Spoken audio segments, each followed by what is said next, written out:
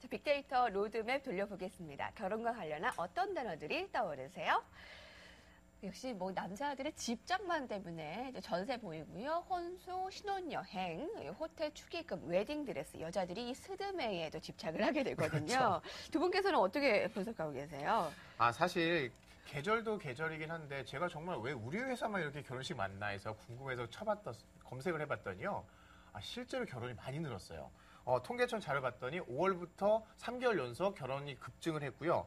한여름인 7월에도 무려 2만 7천여 쌍이 결혼했습니다. 올해가 무슨 해인가요? 뭐 이런 쌍춘년 그런 것들이 있잖아요. 사실 그런 해도 아님에도 사실 작년에 경기가 안 좋다고 5년 만에 최저로 결혼이 줄었는데 좀 이렇구나, 올해 많이 올해로. 늘어간 걸 보니까 경기가 이제 좀 살아나려 하나? 이런 생각이 좀 드는데요.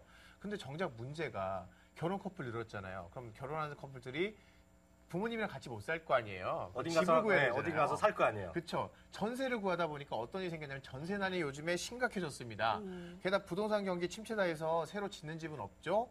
그런데 결혼한 커플이 늘었죠. 그러다 보니까 부동산 114 제가 한번 검색을 해봤더니 8월 기준으로 작년보다 1억 5천만 원 이하의 좀 전셋집, 그 신혼부부들이 주로 찾는 전셋집이 20%나 물량이 줄었다고 해요. 이게 뭐 정말 보통 일이 아닙니다. 결혼은 늘었는데 전세는 턱없이 부족합니다. 실제로 네이버 트렌드 제가 검색을 해봤어요. 이 네. 빅데이터 분석을 해봤더니 결혼식과 전세는 항상 같이 움직여요. 왜냐하면 결혼식을 열심히 치른 다음에 신혼생활 하려면 전셋집 필요하니까 같이 움직이는데 올해만 유난히 결혼식보다도 어마어마하게 전세 검색량이 늘었다는 거죠.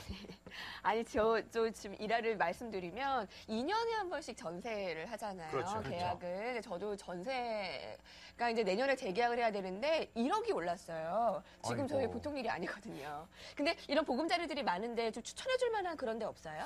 사실 저는 이 전세를 얻기 위해서 그 사람들이 돈을 좀 구해야 되고 금융상품도 구해야 되잖아요. 근데 네. 그 금융상품을 제가 좀 알아봤더니 추천할 만한 게 있나 봤어요. 또 목돈 안 드는 전세라고 최근에 나온 게 있어요. 내용만 들으면 괜찮아요. 뭐냐면 소득이 6천만 원 이하인 부부가 2억 6천까지 빌릴 수 있는 그런 좋은 제도거든요. 근데 문제가 이 보증을 집주인이 서줘야 돼요. 보증을 집주인이 서주고 전세. 그러면 도망가면 자기 돈 날리는 거잖아요. 아니, 가뜩이나 뭐 전세나 없다고 하는데 뭐 와서 보증서 달라고 하면 누가 주겠어요. 그러다 보니까 나온 지 5개월 됐는데 실제로 빌려간 사람이 100여 쌍밖에 안 된다 그러더라고요. 이거 누가 만들었나 이런 제도를요? 네. 그래서 이것도 워낙 정말 안 되니까. 실효성이 네. 의심되는. 없어요. 그래서 8월 28일 날 828 대책 파리파 나왔잖아요. 대책 나왔죠. 근데 뭐라 그러냐면 전세 구하기 힘들지. 그럼 사. 이렇게 얘기하는 거예요.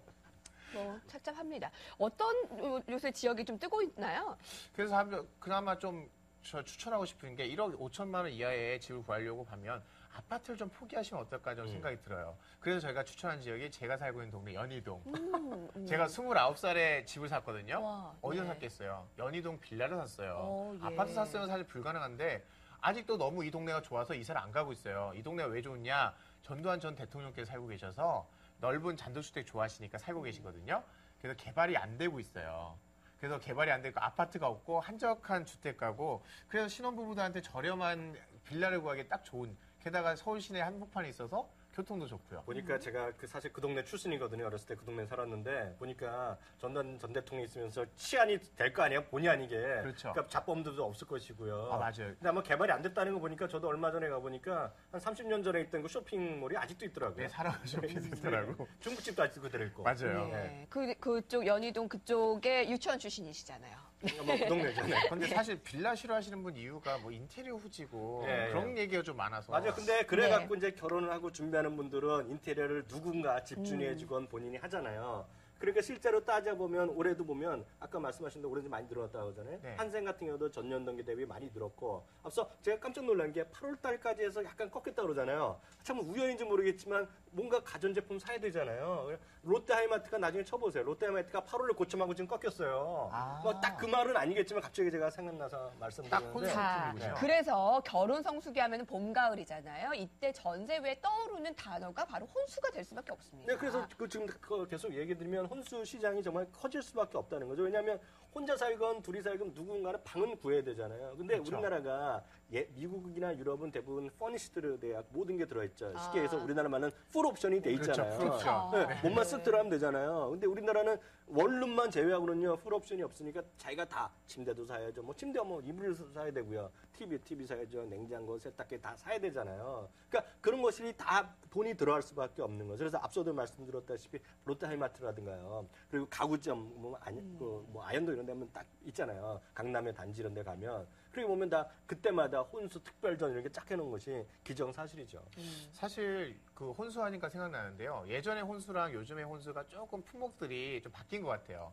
그 남자들은 일단 당연히 큰 TV를 원하니까 이건 기본으로 들어가지만 예전에 항상 진공청소기 하나씩 가져가던 걸요. 요즘 안 가져가신다 그래요. 왜냐하면 결국은 이걸 나보고 청소하라는 건데 누가 청소할 사람이 없어요. 네. 맞벌이하시 바쁘기도 하고 남자한테 하라 네. 그러면 그거 밀라 그러면 얼마나 피곤해요. 품목별로 좀 달라지는구나. 그러니까 요즘은 제가 얘기 안 했는데 한번요. 로봇 청소기 이걸 사셔야 된다니까요. 맞아요. 네. 그래서 사실은 로봇 청소기가 모뉴엘이라는 국내 회사가 있는데요. 요즘에 장사 굉장히 잘 된다 그래요. 신혼부부들에게 필수 혼수품이 됐는데 사실 이 모뉴엘이요. 그 로봇 청소기를 수출하는데 일본하고 우리나라하고 유럽은 잘 되는데 중국에서만 안 팔린대요. 그래서 물어봤어요. 왜 그러냐 했더니 중국에서는 그냥 로봇 청소기보다는 인건비가 더 싸서 그냥 가정을 쓰면 된다.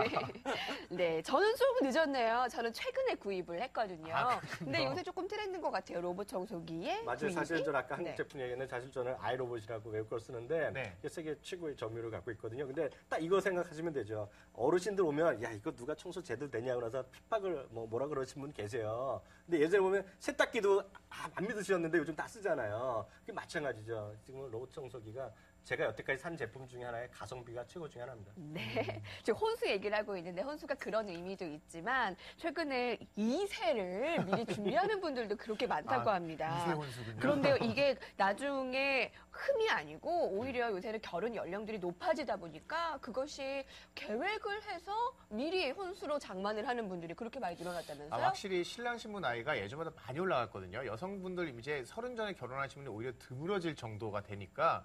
근데 여성분들 이런 게 있어요. 뭐 결혼할 때 되면 아직도 너무 좀 더 여유가 있는데 너무 일찍 하는 거 아닌가라는 생각하시다가 결혼 딱 하고 나서는 무슨 생각 드시냐면 아이가 생각하니까 너무 늦었다 이런 생각이 드신다는 거예요.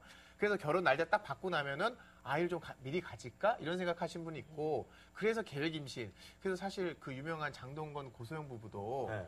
결혼 전에 임신했잖아요. 그래서 계획 임신했다고 그렇게 말씀하시더라고요. 뭐 그냥 하는 말 아닌가? 그건 모르겠고요. 저는 뭐 네. 내부적인 건 모르겠고 이 말씀 드리고 싶어요. 우리나라 정말 얼마나 많으냐면 10커플 중에 3커플이 지금 혼전 임신을 하고 있거든요. 대단하네요. 근데 이게 뭐라 할 게 없는 게 그만큼 말씀하신 대로 불임이 많고요. 근데 이것이 우리나라뿐만 아니라 미국에는 뭐 대세죠. 왜냐하면 그런 게 워낙 많아요. 그래갖고 오히려 발전한 것이 우리 그 스펌뱅크라고 그래서요. 정자를 보관하는 것도 있고요. 정자 도네이션에서 정자 기증하는 것도 있고요. 워낙 외국은 역시 앞서가네요. 그러니까 모든 게 좀 뭐든지. 앞서요. 그리고 네. 워낙 많으니까 드라마나 영화 이런 쪽 워낙 소재가 많죠. 그래서 어느 날 갑자기 기억도 안 나는데 대학교 1학년 때 스펌 제공했는데 오늘 갑자기 애가 찾아오고요. 자기의 그 바이올로지 그 생물학적 아버지다. 그래서 그렇죠. 영어로는 생물학적 아버지, 키워준 아버지 이런 것들의 용어가 드라마에 많이 쓰는 용어입니다. 그 자체가. 근데 워낙에 불임이 심각하다 보니까 한국에서 이제 불임 관련 산업이 많이 크고 있어요. 그래서 불임 센터가 요즘에 호황을 누리고 있다고 하더라고요. 제가 아는 그 유명 연예인들도 결혼하신 뒤에 암암리에 이렇게 가시는 분들 많이 봤고요. 그러다 보니까 어떻게 되냐면 한국의 의료 관광이 성형하러 많이 오시잖아요. 네. 성형만이 아니라 불임 센터 이쪽에 많이 오세요. 특히 외국인들 가운데서는 해외엔 잘 안 되는 게 오히려 한국에 잘 돼 있다고 산부인과 한국으로 오는데 오셔가지고 불임 치료도 받고 아예 애를 낳고 산후조리까지 해가시는 분도 있다고 해요. 그래서 중동의 아랍에미레이트에서는요. 해외에서 불임 시술을 할 때는 비용을 나라가 전액대주고 심지어 불임 시술 받을 동안 체류할 수 있는 20주 동안의 체류비까지 지원해 주니까 요즘 중동 특수라고 예전에 건설 쪽에서 있었던 얘기가 이 불임센터 쪽에서는 이쪽 불임 쪽으로 그 중동 특수가 있다 이렇게 얘기가 나오고 있다고. 이번에 뭐 신한류가 될 수도 있겠네요. 이게 그렇죠. 의료 관광으로 될 수가 있겠네요. 근데 지금 결혼 얘기가 나오다 보니까 결혼식 자체가 우리가 좀 집착하는 경향이 있잖아요. 그래서 갑과 을의 관계가 요새 심각한데 결혼식장이 갑의 횡포로서 그렇게 좀 심각성이 많이 드러난다고 하더라고요. 사실은 남자들이 섭섭할 정도로 여성분들은 결혼 메리지보다 저 웨딩 보세요. 결혼식 계약금 환급 좋아하시잖아요. 거절 횡포, 네, 아, 계약 맞아요. 규정에 역시 뭐 횡포에 대한 울상짖는 예비 부부들이 많다라는 겁니다. 정말 신부들이 결혼식에 많은 신경을 기울이고 계시니까 그런 것 때문에 오히려 또 예식장들이 더 횡패를 부리고 거기다 대고 뭔가 겁을 주고 패키지로 안 하면 비쌉니다. 이렇게 해서 여러 가지 묶어서 팔고 좀 이런 것들이 좀 저하지려면 결혼 문화가 많이 바뀌어야 되지 않을까 생각도 들어요. 네, 맞습니다. 자, 그러면 이 결혼과 관련한 얘기들을 하다 보니까 끝이 없는데 이제 딱 한 종목 두 분은 어떻게 선정했는지 한번 확인해 보겠습니다.